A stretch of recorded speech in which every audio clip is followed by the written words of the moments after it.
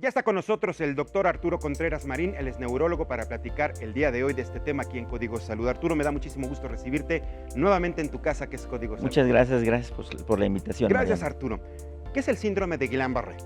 Bueno, el síndrome de Guillain-Barré, bueno, empezaremos diciendo que es su epónimo, porque fueron los 2 investigadores que lo descubrieron ya hace mucho tiempo. Son sus apellidos. No es nuevo, así es.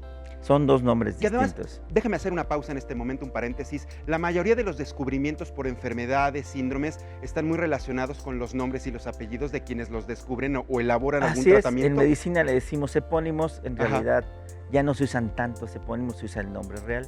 Pero en este caso, como el nombre es muy largo, la gente prefiere seguir usando Guillain-Barré. Que es un poquito complicado a veces de pronunciar, ¿no? A veces, pero el nombre real, que es una polirradiculoneuropatía inflamatoria No, esto está más desmielinizante difícil, aguda, definitivamente. nos quedamos con el síndrome de Exactamente. Guillain-Barré. Bueno, ¿qué fue lo que descubrieron estos hombres? Se descubrió hace mucho tiempo que algunos pacientes, después de presentar alguna infección viral, bacteriana, de cualquier tipo, e incluso algún estímulo inmunológico no relacionado con infecciones, 8 o 15 días después iniciaban con una debilidad ascendente, principalmente, aunque puede ser descendente, principalmente de los tobillos, algunas sensaciones anormales, y les iba dificultando y causando mayor trabajo caminar y hacer sus actividades de la vida diaria. Pero digamos, la primera manifestación es debilidad. Debilidad. Debilidad en la parte baja de las piernas. En la parte baja de las piernas. En la mayor parte de los casos es una debilidad que va ascendiendo hasta los brazos. Ya. Y en los casos más graves causa dificultad para respirar. Grave en algunos casos que necesitan ventilación mecánica. En otros casos puede ser descendente. Existen algunas variedades que así lo hacen. ¿Cuál es la razón? ¿Se sabe cuál es el origen de este síndrome? Sí, el cuerpo monta una respuesta inmunitaria equivocada contra los epítopes de la bacteria. La respuesta inmunológica, en lugar de montarla contra la bacteria, la monta contra la vaina de mielina de los nervios periféricos y destruye la vaina de mielina. Ese es el motivo. Es una respuesta inmunológica equivocada a un estímulo inmunológico que ocurrió antes. Principalmente es una infección, pero puede haber otros estímulos inmunológicos que también generen la respuesta equivocada. Vamos a explicarle a las personas que nos están viendo, Arturo, qué es la vaina de mielina que exactamente rodea o cubre estos nervios periféricos. Digamos de una manera simplista, digamos que los nervios se comportan como cables de luz. El cobre sería nuestro nervio. En el caso de un cable de luz está protegido por un aislante de plástico. Así se comportan los nervios. El nervio, el axón va en medio y está protegido por una capa aislante que se llama vaina de mielina, que hace que esa conducción sea mucho más rápida entre los nervios. Y además protege a los nervios, es como el cable, haciendo esta similitud que tú comentas. Exactamente. De una manera simplista. Pero entendible finalmente. Es. Ahora, ¿qué pasa cuando es esta vaina de mielina de los nervios es atacada precisamente por estas bacterias o incluso no reconocida quizá por el propio organismo? ¿Qué pasa? Al quitarse la vaina de mielina, realmente nuestros nervios se comportan como conducción de electricidad, en realidad. Conduce más lento, conduce estímulos equivocados y encontrando, digamos, algunas de las características del síndrome, que son disminución de la velocidad de conducción de los nervios con bloqueo de la conducción y en algunos casos disminución de la amplitud, es decir, del voltaje que llevan esos nervios. Esto es lo que ocurre. Eso es lo que ocurre. Finalmente, ¿por qué se manifiesta primero en la parte baja de las piernas? No siempre, puede ser iniciando por los brazos o las piernas, porque se manifiesta de forma distal o se manifiesta primero así porque los nervios más distales son los más pequeños y los que menos mielina tienen y los que menos están protegidos. Así es, entonces puede aparecer en cualquier parte del cuerpo esta sensación de debilidad. Así es importante. El problema es que todos en algún momento nos podemos sentir débiles, pues porque hicimos mucho ejercicio, cansancio, no desayunamos correctamente. Yo me imagino que es un síndrome que precisamente se deja pasar y el diagnóstico es tardío, ¿cierto? En ocasiones se deja pasar, pero las características de Guillain-Barré es que una debilidad progresiva, que al principio solo dificulta el caminar o subir escaleras.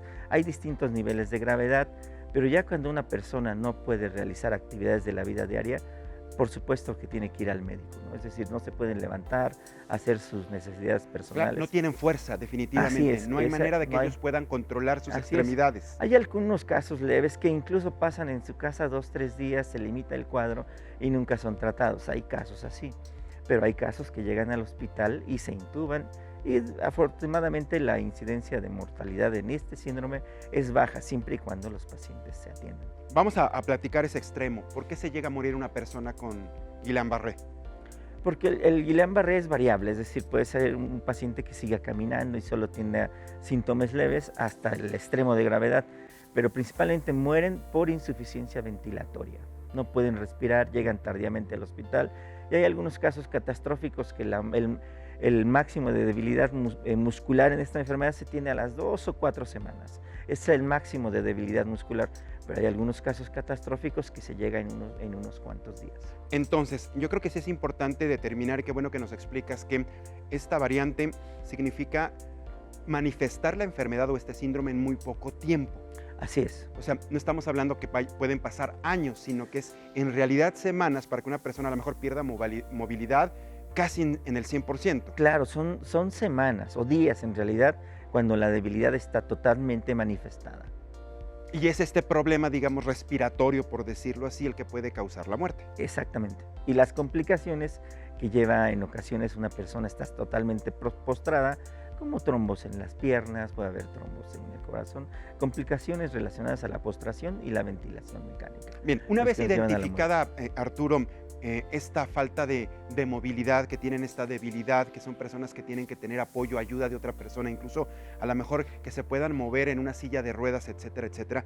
¿Cómo haces el diagnóstico de un Guillain-Barré? ¿Cómo sabes específicamente que se trata de este síndrome para pasar posteriormente al tratamiento? Ok, cuando se detecta un paciente con debilidad que previamente tuvo antes un cuadro infeccioso o algún estímulo inmunológico, uno de ellos podría ser el embarazo, incluso embarazada sin síndrome de Guillain-Barré o una cirugía previa, se tiene que sospechar Guillain-Barré cuando se trata de una cuadriparesia, es debilidad de las extremidades, flácida. O sea, tanto de las manos, los brazos, como de las piernas. Así es una debilidad flácida.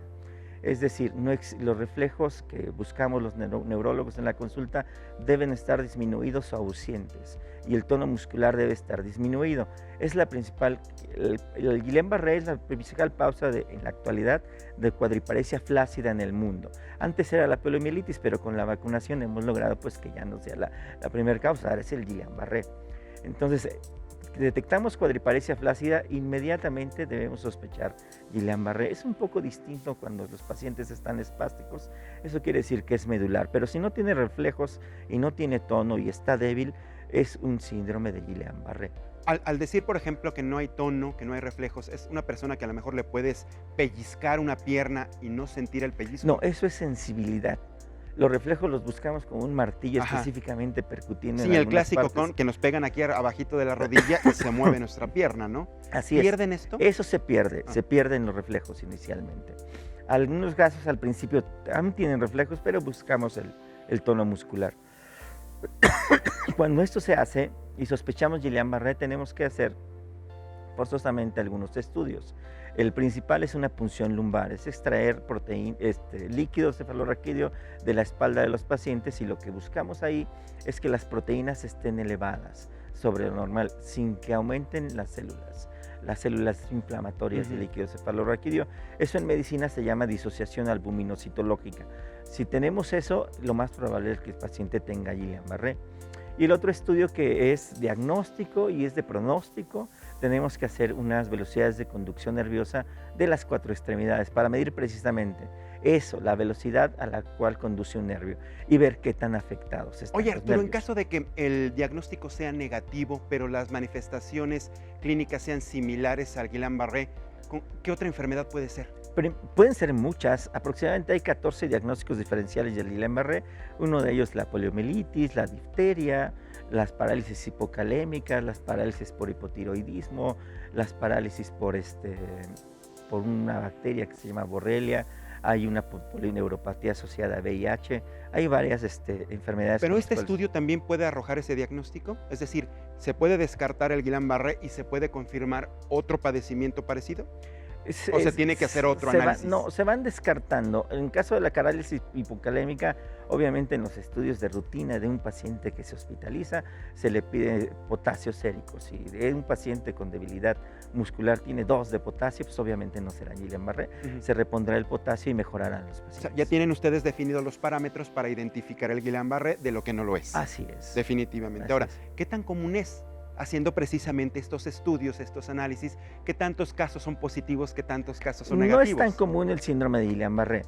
Generalmente la incidencia mundial, que no es diferente de la que se presenta en nuestro país, es de 4 a 6 pacientes por cada millón de habitantes. Es bajo, pues. Es bajo. Pero no significa que no hay que tomarlo en cuenta. No hay que Ahí tomarlo están los mucho en casos cuenta. y en México existen. De hecho, es una urgencia neurológica, es un motivo por el cual hay que acudir al hospital, y este cuadro se puede detener, y entre más rápido se detenga el cuadro, es mejor la recuperación con menos secuelas para los pacientes. ¿Cuál es el tratamiento, Arturo?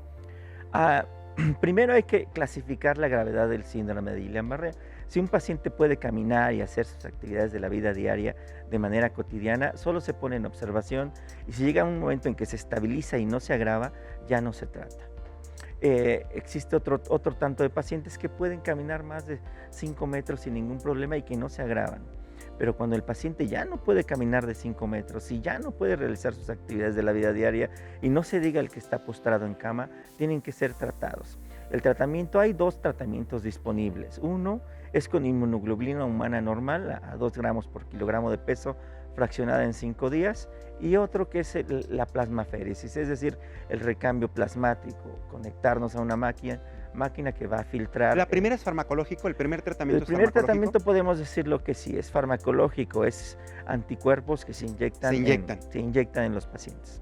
El segundo se conecta a una máquina y se limpian esos anticuerpos que son dañinos para los nervios. Pero es complicado esto, ¿no? Yo, por ejemplo, lo veo uno en casos de personas cuando tienen que acudir a las hemodiálisis, por ponerte un ejemplo. Pues es complicado, es cansado, tiene efectos muy fuertes para los pacientes. ¿Sucede algo similar para el segundo tratamiento que nos comentas para pacientes con Guillain-Barré? Mira, los 2 tratamientos tienen efectos adversos, se tiene que tener cuidado, no se puede hacer en su casa, son hospitalizados. Hay que acudir al hospital. Okay. La inmunoglobulina tiene sus efectos adversos, pero en general son menores a las complicaciones que se presentan con el recambio plasmático. Las principales complicaciones con el recambio plasmático es el acceso vascular. Debemos poner un catéter de alto flujo en un vaso grande que a veces se perfora y salen muchas complicaciones. En lo personal, yo prefiero la inmunoglobulina humana, es decir, el tratamiento, por decirlo así, farmacológico, en lo personal. En cuanto a la eficacia, las 2 son similares y no aumenta su eficacia que hagas las 2. Es una u otra. Es lo que también te quería preguntar. Tú como especialista, ¿qué te hace decidir a este paciente le conviene el primer tratamiento, pero a este el segundo? ¿Cuál es la diferencia entre uno y otro? Mira, definitivamente hay más complicaciones con el recambio plasmático. Yo prefiero para todos la inmunoglobulina. ¿Qué me hace decidir de criterios clínicos? Pues nada, es mi preferencia, es lo que más se acomoda, es lo que menos efectos adversos tiene. Tiene para el paciente. Tiene para el paciente, y no hay diferencia de eficacia. La otra cosa es que, como sabes, en México hay múltiples instituciones, tiene uno que decidir dependiendo de en dónde se encuentre y disponibilidad de recursos. ¿En el sector salud existen los tratamientos? Sí, claro, sí los hay. Es una enfermedad rara que entra entre los gastos catastróficos. La Secretaría de Salud tiene un protocolo de atención de estos pacientes. Cada año se actualiza. Porque yo me imagino que el tratamiento ha de ser caro. Caro. Si es elevado para una persona regular, quizá que no tenga un sistema de seguridad social, mucho menos un particular, puede ser elevado. ¿Cuánto puede gastar en promedio una persona con Guillain-Barré? Muy elevado. Mira, hay distintas marcas, no quiero hablar de una en particular. Sí, no, pero el promedio. Dependiendo del peso del paciente, porque la inmunoglobulina se calcula por peso, pero un individuo de 70 kilos en general en el país de inmunoglobulina del puro fármaco, se puede gastar entre 200 y 300 mil pesos.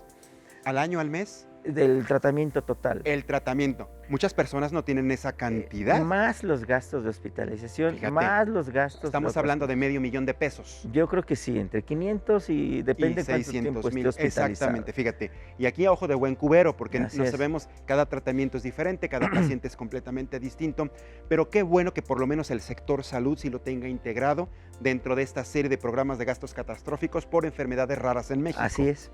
Qué bueno que se tengan, a pesar de que todavía sea un porcentaje menor de quienes padecen este síndrome de otras Así es. enfermedades, ¿no? Y digo, qué bueno porque es una enfermedad en que los pacientes a veces tardan meses en recuperarse. Yo el más prolongado que tuve es de 1 año, es una paciente oaxaqueña, que la última vez que vino caminando y a saludarme a mi consultorio. Fabuloso. Yo creo que ese es el mejor regalo que puede tener un médico. Claro, se ¿A siente. poco no? O sea, porque generalmente vamos a buscarlos a ustedes porque obviamente pocos por prevención, la mayoría ya por tratamientos porque ya tenemos Así un es. dolor o una enfermedad. Pero yo me imagino que pocos regresan simplemente para saludarte, ¿no? Así Y decirte, mira Arturo, camino bien o camino mejor o ya no me canso tanto. Así es. Yo creo que ese es el mejor regalo que Es puedes tener lo como mejor que especialista. podemos tener, Y María. entonces, con esta imagen, en términos generales, ¿la gente puede salir avante con el buen tratamiento? Sí, necesitan tratamiento médico, tratamiento hospitalario y algo que había olvidado decirte, necesitan mucha rehabilitación. La rehabilitación empieza en el hospital y termina en casa. Yo diría que no termina nunca para estos tipos de pacientes. Hay que tener movilidad, hay que estar Así es. trabajando, moviendo constantemente Hay- las articulaciones. Así es, Y- hay que y ponerse en colaborando. manos de un buen rehabilitador. Así es, definitivamente. Pues doctor Arturo Contreras, muchísimas gracias, neurólogo. Qué bueno que viniste a platicar con Gracias a nosotros ti, este Mariano. tema aquí en Código Salud Tu Casa y nos vemos muy pronto. Gracias. Gracias Arturo, no te levantes.